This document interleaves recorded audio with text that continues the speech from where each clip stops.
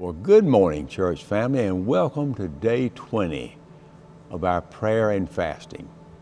What a wonderful time we've had thus far, and I think today is going to be equally as strong in the Word. We'll be talking today about faith that suffers well. Our key thought to begin with: those who choose to press forward to possess the land through faith may experience suffering and difficulty. The enemy does not want us to win, but God calls us to stay strong in the midst of the adversity we face. Scripture today: if the world hates you, keep in mind that it hated me first. If you belong to the world, it would love you as its own. As it is, you do not belong to the world, but I have chosen you out of the world. That is why the world hates you. Remember what I told you. A servant is not greater than his master. If they persecuted me, they will persecute you also. If they obeyed my teaching, they will obey yours also. They will treat you this way because of my name, for they do not know the one who sent me. If I had not come and spoken to them, they would not be guilty of sin.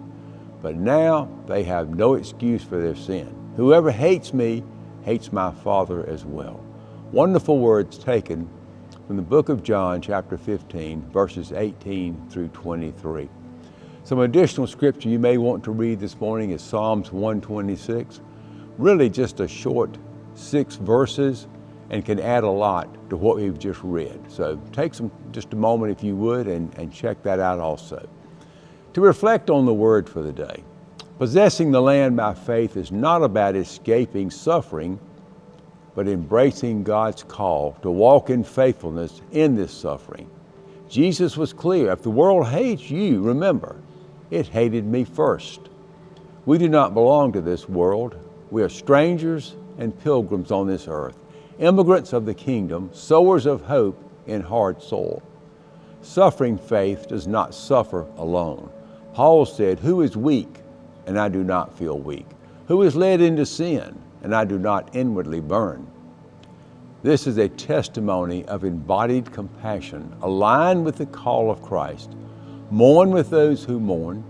This is the law of Christ, fulfilled when we carry each other's burdens. Psalms 126 speaks of a community united in faith and declares that those who sow with tears will reap with shouts of joy. When we are oppressed, ignored, when we are broken, our sowing is not in vain. The one who sees in secret will reward in the open. Our faith is not measured by the world's applause, but by our steady obedience to God, even in the dark. Today we sow, tomorrow we will sing the harvest.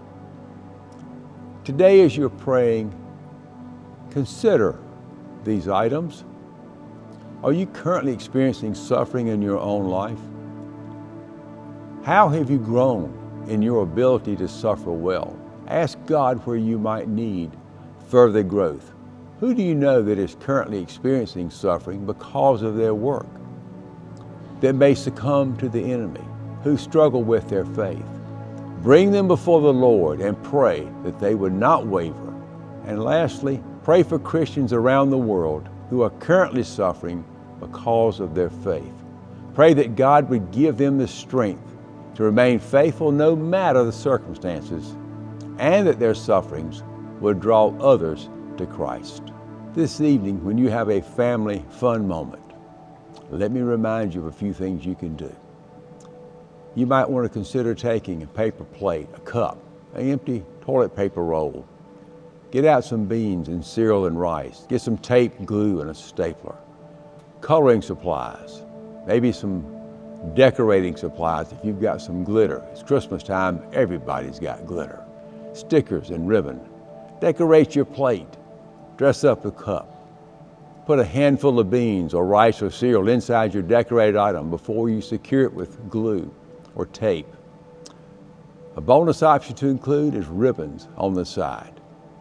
When noisemakers are complete, gather for a joyful praise party. As family members shake the noisemakers, read a portion of Psalm 126, or play along to a worship song that you like and enjoy. As you pray today, pray for Christians around the world who are facing suffering because of their faith. Pray that God would give them this strength and this joy that we are talking about.